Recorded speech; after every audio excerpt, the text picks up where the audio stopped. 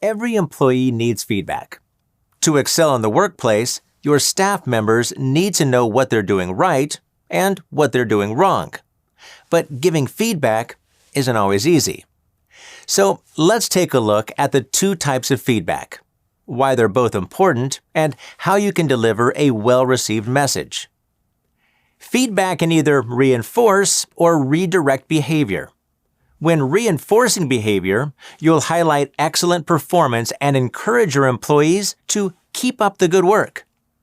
When redirecting behavior, you'll sit down with your staff, discuss what's not working, and figure out how to fix those problems together. By offering these two types of feedback, you give your employees insight into how they're doing, and that leads to several benefits. The first benefit is that feedback enhances performance, as employees learn which of their behaviors are beneficial and which require extra work. Second, it boosts motivation. When praised, employees feel appreciated and motivated to keep excelling. And when offered constructive guidance, staff feel encouraged to overcome their obstacles. Third, feedback improves engagement. Rather than thinking, "My manager doesn't care," employees see that you're invested in their success, and they're encouraged to keep striving. And finally, feedback promotes self-awareness. As your employees learn about their strengths and weaknesses, positive and negative tendencies, and how their actions affect others. So, how can you ensure that your feedback is effective? To start, focus on delivering an organized message. The best feedback follows a process. The first step of the feedback process involves preparing in advance. Think about what you want to say, how you want to say it, and what outcome you're hoping for. Next, to kick off the meeting, share your observations.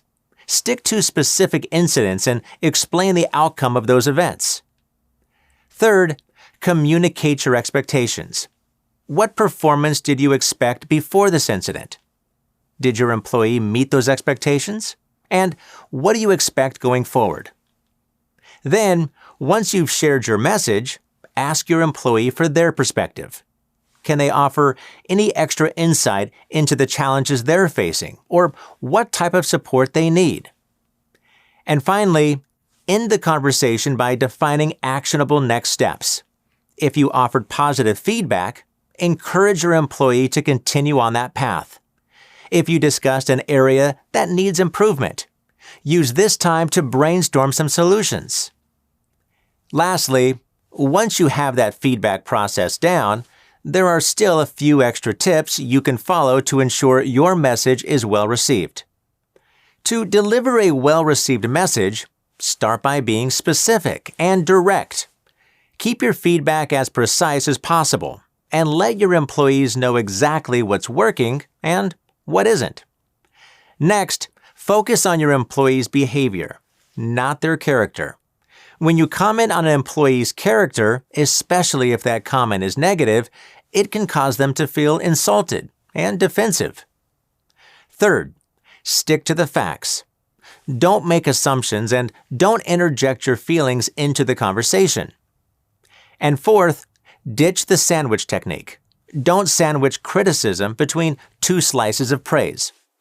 The approach rarely works, and it only dilutes your message. Instead, be honest and straightforward. Whether you're delivering praise or criticism, feedback comes with the territory of managing others. So, follow these tips. Strike that balance between being direct and being kind, and give your staff the information they need to succeed.